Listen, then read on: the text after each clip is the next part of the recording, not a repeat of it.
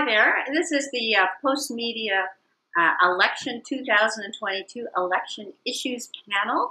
I'm Jackie Miller, your moderator. I often write about education for the Ottawa Citizen. And we have with us here today Karen Brown. She's the president of the Elementary Teachers Federation of Ontario, which is the largest education union in the province with about 83,000 members. We have Charles Pascal, who's the Professor Emeritus at the University of Toronto and a former Deputy Minister in the Ontario Government for Education, and Sue Gowan, a parent and an education advocate. Okay, let's start with class sizes. Both the Liberals and the NDP have proposed lowering class sizes quite substantially, which of course would require hiring thousands more teachers and education workers. Here's the numbers. The Liberals have proposed 10,000 more teachers, 1,000 more mental health workers, 5,000 special education workers. That would allow them to put a hard cap of 20 students for every grade. The NDP suggests 20,000 teachers and education workers in order to reduce high school sizes and cap class sizes in grades 4 to 8, which actually have some of the highest class sizes in the system at 24, as well as kindergarten classes. So, how much difference do you think it would make to lower class sizes? Is that a good use of a few $1 billion? What do you think, Karen? Absolutely. Our members would welcome that. I think it's really important. It's one of the things that will help with so many other things. When we have lower class sizes, you tend to be able to provide the students that additional attention that they require. When you look at other systems, the private systems, parents tend to send their kids to school because of the lower class sizes. And it's key. This pandemic showed us how important it was in order to, when we're addressing student learning, looking at our students from marginalized communities, the ability to meet those needs. And also when we talk about the social emotional needs, when class is over, 30 or 40 kids, it's very difficult for the teachers to give students that additional attention that's required. So this would be really a great opportunity for that additional supports that will give students a greater ability to thrive. And when it comes to being able to identify and to deal with some other issues, maybe behavioral issues, our members I know have had some concerns around violence in the classroom, but also that sometimes stems from not enough social supports with child and youth care workers. So those factors, it's a great start to lower class sizes. And as you mentioned, Jackie, in our junior and intermediate grades, the class sizes have been large for years. So it's really good to have students have a good start, kindergarten and beyond. Thank you. What do you think, Charles? This is a simple, easy, effective solution? I'm going to build on what Karen has said. And perhaps add a little bit of nuance to the challenge. Pre-pandemic, the government that's been around for 4 years basically took a lid off, so we got to go back to all the teachers who basically left the profession, and then we have to look at what's taken place during COVID regarding the nature of teachers who are basically saying, you know what, the way we've been treated, this isn't working. And so attracting thousands of new teachers itself, qualified teachers, itself is going to be challenging. So let me just add something that Dalton McGuinty way back in the day seemed to understand, because he basically lowered class size for grades 1 up to 3. But lowering class sizes by itself, according to some very well-established research, isn't the total answer, because you have to basically ensure that the capacity of teachers to do what Karen is absolutely correctly pointing out, which is to adapt to their individual differences, is really critical. So we need to support our teachers, both the ones continuing, the new ones that need to be hired, as Karen has suggested. We need to give them support for how to ensure that what takes place with a fewer number of students deals with issues of mental health, issues of LGBTQ, issues of racism, and a host of other things that have been either revealed or exacerbated by the pandemic. And so it's not only hiring the teachers, reducing class sizes, in particular for the lower grades, it's what we need to do to support our teachers to adapt to those individual differences to which Karen spoke. Okay, well, speaking of nuance, I'm wondering about a more targeted approach. I mean, for teachers who have a high proportion of kids in their class that have special education needs, in other jurisdictions, for instance, the class sizes would be smaller in those classes as opposed to an across the board class size cut. What do you think?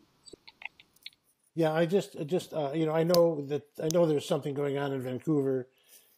Part of the challenge is if you have a fewer number of students and teachers are able to perhaps identify indicators that there may be an issue. There's a whole bunch of kids for whom learning disabilities, learning challenges have not been identified. And so I think I'm a universal kind of guy. If we basically provide fewer students, make sure the capacity of teachers to do all the complicated things they have to do, that's the kind of winning formula. This targeting thing has all sorts of issues with it. Okay, thank you. Jackie, can I weigh in on that? As just what Charles had said, and it's really important to talking about the supports that teachers need. So when you have the smaller class sizes, and then you build in the ability for preparation time, planning time for our early childhood educators, those are key factors. So teachers have the ability to sit down, review, assess, evaluate what they've observed with their students. That's so important. And you have when you have the smaller class sizes, and you have those dedicated supports for teachers, that makes all the difference. It's a combination of factors. So just saying smaller class sizes and weighting it is not enough. It's also the teachers need the ability to be planning, to assessing, to evaluate, and to co-collaborate with others within the system. So it might be a speech and language pathologist, it might be a psychologist or social worker that they can use that planning time to help support the kids and the fewer kids because they have smaller class sizes. And it's really an overall a better support and a more holistic approach of meeting the needs of the students. So I just wanted to tag that on because I thought it was great what Charles mentioned. It's a combination of things. Can I make two pragmatic points from a sort of parent point of view? Um, One of the challenges has been bigger classes, and parents will welcome classes being smaller, in particular kindergarten classes, which have been very large, and in particular as well in elementary grades 4 to 8, because those have been governed simply by a board average as opposed to a specific class cap like the grades 1 to 3 have been. Um, I wanted to talk a little bit about targeted, which I don't know terribly much about, but one of the things that was targeted during the pandemic, which I think was a really great idea, was that mainly for social distancing's point of view, but also I would say for learning, kids in lower socioeconomic neighborhoods were given smaller class sizes, and by some boards, they funded those usually from their reserve funds. And I think that was a fantastic idea. And going forward, I could see the point of that. That, of course, requires that you can adequately and validly assess who those neighborhoods might be. And certainly, at least Toronto School Board has a metric, the Learning Opportunities Index, that can do that. And that was used in collaboration with Public Health, and Toronto Catholic did that as well, to identify schools that they would limit the class size. Jackie, I want to add something to build on what Karen said. It reminds me that education, although it's often thought of, I used to work in government, and I have a phrase that government suffers and it continues to suffer from hardening of the categories, where we look at education over here, but some of the things Karen talked about, the ability of a teacher, a principal, a parent, in conversation with the school says, we think there's an issue regarding a learning disability or some other mental health issue. We have to look at education in the context of children and youth services in a community, and that's fragmented. So if we're going to deal with the whole child in terms of a future that needs to be healthier, safer, and more just for all of our learners, we have to look across government at a more integrated approach so that a teacher can make a referral without having to go to the top of lists that take 2 or 3 years. And Ontario has a huge problem with respect to fragmented community-based children and youth services. That needs attention. Okay, thank you. On a related issue is learning recovery after 2.5 years of pandemic school. Um, I'm wondering if you have suggestions on the best way to have kids catch up. The Conservative government has taken a fairly targeted approach, using that word, by increasing summer school and offering tutoring for kids in smaller groups of five, either at school or online, and sometimes after school and during the weekends, which presumably would be temporary. Now, I'm wondering whether you think that smaller class sizes alone will kind of take care of that, or what else is needed? What do you think, Sue? Yeah, well, Oh, sorry, go ahead, Charlie. sorry. Well, as usual, the current government and its esteemed minister have it all wrong. And one of the reasons they have it all wrong is they don't consult with real experts. They consult with themselves. Of course, the current minister, he still has ministerial responsibilities, during the electoral process. Basically, talks to himself because he knows it all. But the best approach to learning loss, first of all, a lot of kids are going to be okay, but there has been some serious learning loss, and the best thing to do is provide tutorial resources. But the person who's in the best position to identify in a non-stigmatized way what would be helpful in terms of an individualized tutorial experience is the teacher in consultation with the parent. Not some kind of cooked summer school kind of thing where people can do it. The teacher isn't the best. Everything Karen and Sue have said is about the people who know the kids the best are the teachers in consultation with the parents and the guardians. So the resources should be available to the school, but it should be the teachers who say, you know what, my granddaughter, and this is a real case, one of my granddaughters needs some extra tutorial stuff, and here it is available at no cost through some kind of buddy system or whatever. My other granddaughter doesn't need it, and she'll be fine. Okay. Sue, you're a parent. What would have been helpful for your kids? Well, I want to sort of go back to a little bit of what Charles said and talk about something that's a bit more generic that's been really concerning, and that's like policy by memo release or press release where things are done very prescriptively, very fast, with implementation, with not very much planning. And I completely agree, no consultation. It's just crazy. So this tutoring thing arose from a February 17th memo by the minister and his deputy minister, and it's very prescriptive.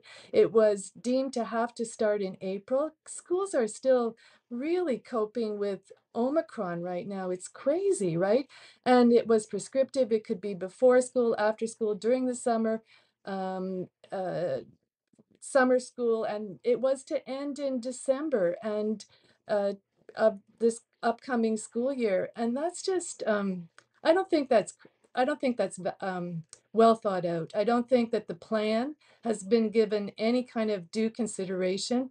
And requiring it to be started in April is just didn't allow schools enough time. They're going to try and cobble something together because they have to spend all the money by half of it by end of August. And the bit about tutoring as well. So I agree that tutoring should be with kids who need it, right? And I agree that teachers know who needs that help. And one of the problems is that if this program is rolled out poorly, um, privileged parents are going to advocate and navigate the system to get tutoring for their kids, and the most vulnerable could be left behind. I don't agree with that. I spent years fighting against that kind of thing, so that's a concern. But my biggest concern is it should have been rolled out in September to June, and well thought out, well consulted, and I favor more in-school support than after school, because that doesn't work for the most Yeah. kids. Well, Sue, of course, Jackie has reinforced the MO that we've been living with for 4 years, and that is Friday afternoon edicts from on high, no consultation, back and forth, confusion, and there's a lot of dispirited educators, directors of education who are on presumably consultation calls. I'm in touch with, more than a half a dozen of them who are told what's going to be happen, not asked what should happen. And so, again, this is the MO. There has to be ongoing bottom up consultation with experts, those in the classroom, and of course, parents and guardians, and might I say, students. And Jackie, just to add, I mean, there has been no plan. There isn't any concern for gaps in student learning because if there was, they wouldn't be continuing the EQAO testing. The time, the energy, the resources to put students through that, really, that could have been used much better. Teachers could have been using their time to continue to support those students, but yet they were taking away using an assessment tool that's not going to be used throughout the year. As we mentioned before, teachers, educators are the ones to best evaluate what's happening with the student. They know them best. It's consistently, they get an opportunity to do that. Really, when we're talking about these tutoring programs, once again, it's not looking at public education and saying, let's provide the supports within the school system, as opposed to giving money to outside private organizations to set up and to run. We don't even know if they're being run by qualified teachers. So really to put the resources in the supports, and we need to look at the funding formula. This is all part of it. Let's look at reevaluating the funding formula and how we can put supports into the system. And when we're talking about students, as Charles mentioned, I mean, our students are resilient, right? They will bounce back, but they need the supports within the schools. They need the investments in the social workers, the psychologists. They need the smaller class sizes.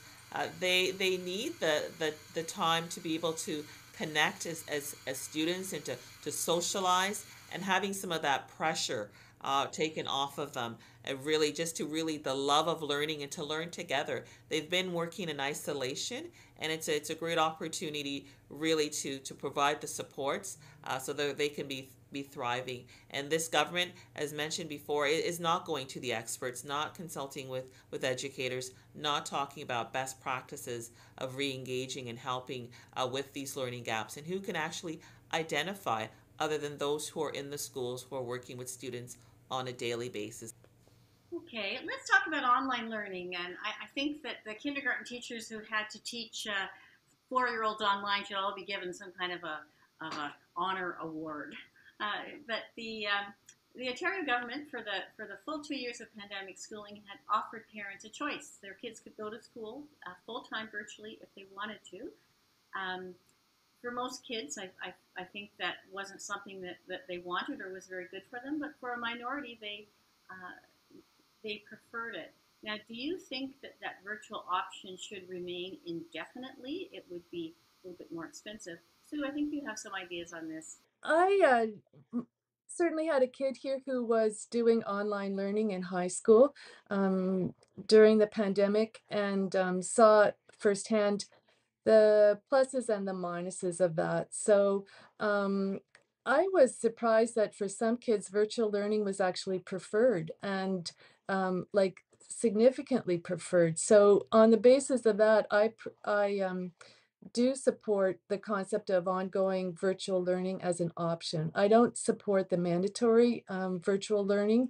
I think that any virtual learning that happens has to be realistic. Like kindergarten children online synchronously for 5 hours is really not um that's not on. I mean, it was one of the overarching principles that this government has taken broad stream across COVID, not just education, but in other sectors as well, is this urgency of normal. There's been a need to replicate, by whatever medium, exactly how it was done before, as opposed to realize that it's just not doable. So I am not in favor of this virtual school option being synchronous for 5 or 6 hours a day.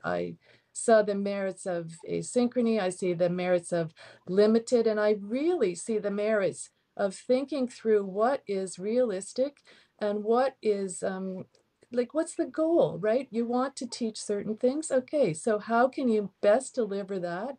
And don't try and say that it has to be the same. We got into a real debate with this with Toronto School Board came up with this way to potentially deliver smaller classes, but it was going to shorten the day by 48 minutes, and the minister kiboshed that.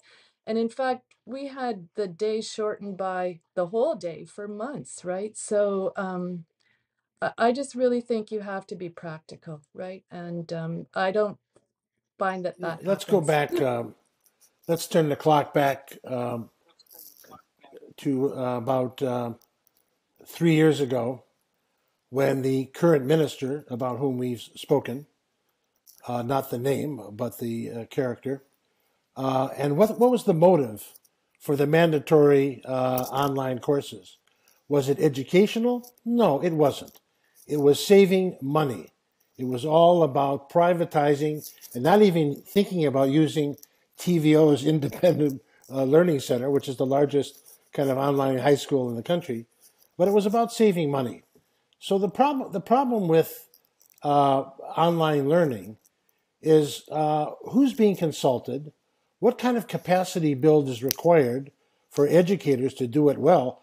As a professor at a particular university, I've been doing with my doctoral students for 10 years. I've been doing webinars after we get to know each other because my students are all over North America, and it works quite well. How many years did it take me to learn how to use the pedagogical principles of supporting great learning to be able to do that well? It took me about 3 years, and I'm still learning how to do it. So, I'm going to go back to my granddaughter, Sue. One granddaughter is online. She just loves online learning. She just loves it. The other one has a very high need for affiliation. She needs to be in a classroom. And so, as long as the pandemic is around, optional. But in the future, my son-in-law, the father of these two students, he's a high school teacher in one of the most low-income neighborhoods in the world. Matt has to work very hard to find out where some of his students are regarding actually living in a home. The digital divide regarding who has access to digital supports. So again, this has to be, online learning in the future for a lifelong learner. Sure, it's an important skill set as we learn over our lifetime. But the way this government has implemented it is absolutely a disaster. They don't know what they're doing, and so we need a capacity build for our teachers. And by the way, tons of my professorial colleagues who basically think that regurgitating what they have in lectures through the box is good pedagogy. It's not. And so online learning, remote learning, lots of possibilities, but let's look at issues of income. Let's look at issues of capacity of pedagogues for whom there's been zero support. Okay, of course, it's as you point out, it's extraordinarily difficult for teachers who have never taught online to pivot as they did during the pandemic almost overnight. They were told, hey, the kids are at home, you have to teach them at home. What do you think, Karen? Would you favor some more? Well, first of all, I applaud our members for their ability to transition back and forth and the way they did that, having to learn online platforms, having to learn how to engage students in an online atmosphere. It's very different. It's not just the same thing. You just automatically replicate what you were going to do in person. We believe that in-person learning is the best way to learn. It's the most equitable way of learning. Charles talked about that. We're looking at different communities, the ability to access online digital platforms, a computer, bandwidth. We saw that depending on whether not just low socioeconomic status, but in rural communities, we've seen a real push for that. So that was some good things came out of around that. But really and truly, it's for us, this government, the implementation of online learning was planned before this pandemic. They've already taken over $1.3 billion out of education it was just about a privatization and saving funds. It wasn't about good pedagogy. The pandemic provided an opportunity for them to explore and experiment with online learning. And what we've seen is parents are saying they don't like it. They want to be in person, and the majority of the parents will return in the fall in person if they're feeling safe because of COVID. We know it's not the method of choice. For some students, we did hear for some LGBTQ students and other students, they felt more safe being online and some less bullying for some things. So there's different approaches in that. But when we're looking at, I said before, the engaging of students in the equitable access of learning online, and we should be investing that money into the system. What we're doing now is creating two systems, a system, an online system that will be driven by private providers. We don't know the level of accountability or what's going to be happening. We saw here what that fractured model of hybrid, where instead of during a pandemic giving school boards the funds to have smaller class sizes to meet the needs, parents were in a panic, and some kids are in front and some kids are online. That is not good pedagogy, and I think it's something to look ahead when we're thinking about online learning. Really, we really need to be investing in brick and mortar schools where we can bring kids to come together.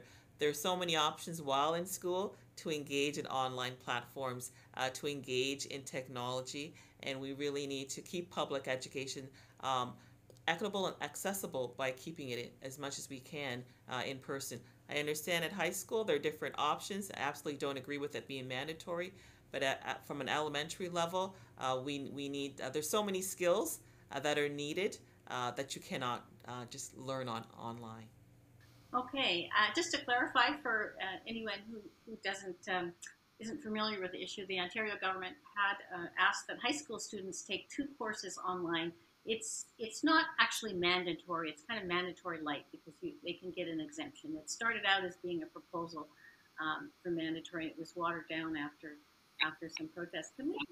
I'm sorry. At the beginning, Jackie, it was at the very beginning.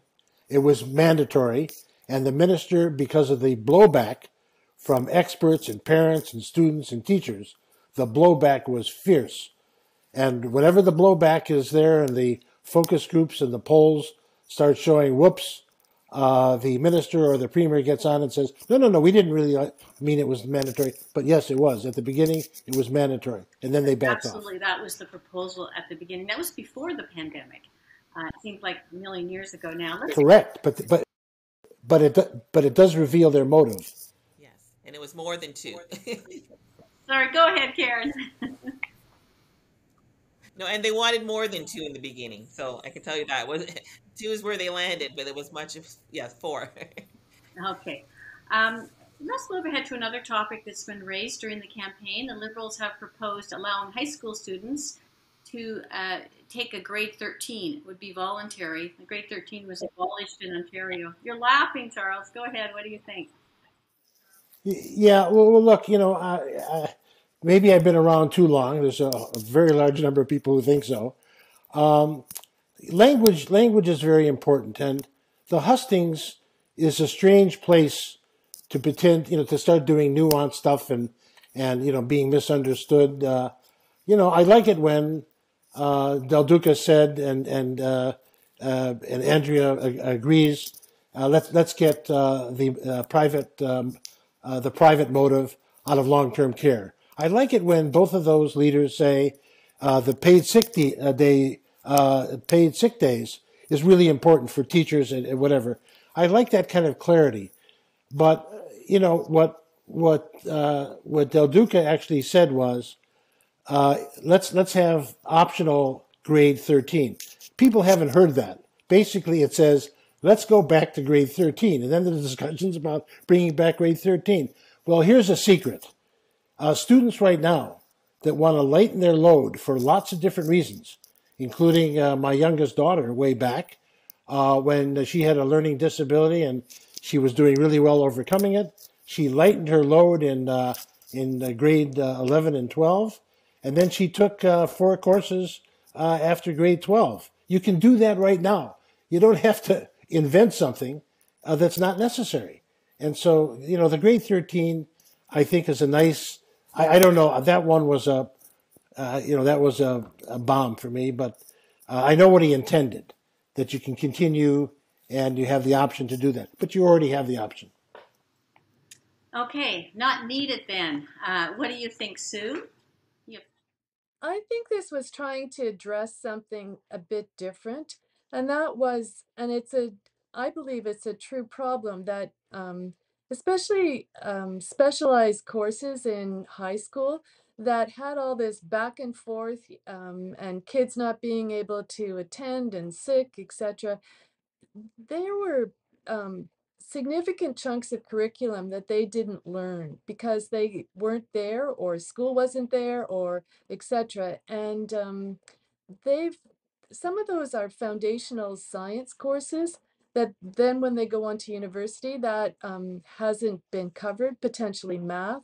The first year with the pandemic, school shut down after March break, and at least in my local board, the marks didn't count, so kids kind of didn't go to school online, and teachers were still trying to figure that out. So I'm concerned about those curriculum gaps. So to the extent that this concept of grade 13 optional at least pays homage to that, I'm open Yeah, I to think thinking Stephen's about that. intent was exactly what Sue has just said.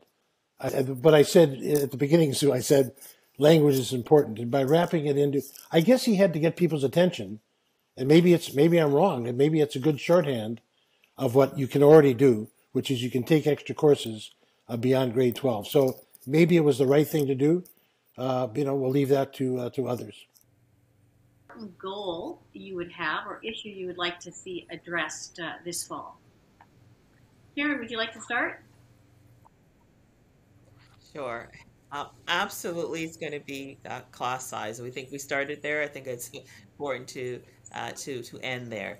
It's going to be something that's going to provide the security and the safety that parents will need to ensure that as many students are engaging in in-person learning, not the option of a hybrid that some school boards are still going to be providing in September because of that, and also because students thrive when they have that additional attention.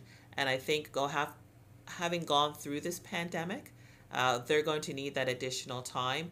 We're going to be having to monitor social and emotional development, being able to engage and interact, and to have those smaller groups is a good foundation. I think it's time to start on a good foundation, and starting with smaller class sizes, which means you're going to invest in more teachers, which means you're going to be able to help some of our most vulnerable students, our students with special education needs. That's going to be key also. When we're putting those investments, we'll have an opportunity to meet their needs. And I want to throw in, and so I said one, but also I think planning. Planning time is important because it allows teachers that opportunity to do the assessment and things that they need so that they can meet the needs of these kids. So those are some foundational things I think should be part of the platform and will be part of re-engaging students for a successful post-pandemic year. We talk about a recovering. Those are things that are going to be a key, and that sets a good foundation for a lot of other things that parents and the communities want to see. Thank you. Charles, what one thing? Oh, come on!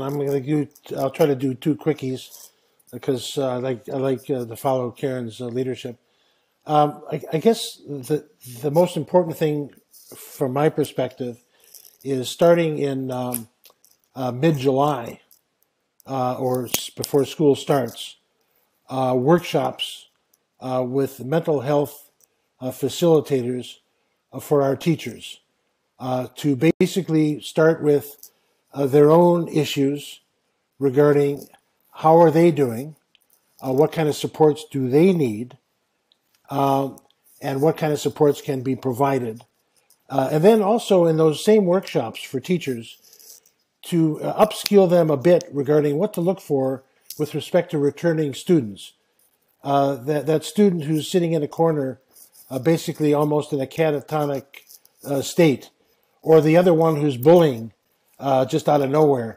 what are the signs for issues of mental health on the part of the kids, and to whom can that teacher refer to get some support? That would be number one for me, because no matter how many teachers you hire, whatever, if you don't start showing a respect for what teachers have been going through, and that alone is going to send a message, depending on who's the leader of the government. We respect teachers. That would be a nice signal to send. The other thing, and very quickly, would be some of us have been advocating for 2 years now for a real roundtable of evidence-oriented people that includes everybody. Teachers, those who represent teachers like ETFO and OSDF, real epidemiologists, real people who are interested in science, education experts, a real roundtable that basically develops a plan to prioritize what's the best way of going forward in implementing some of the priorities that we've talked about. Last word to you.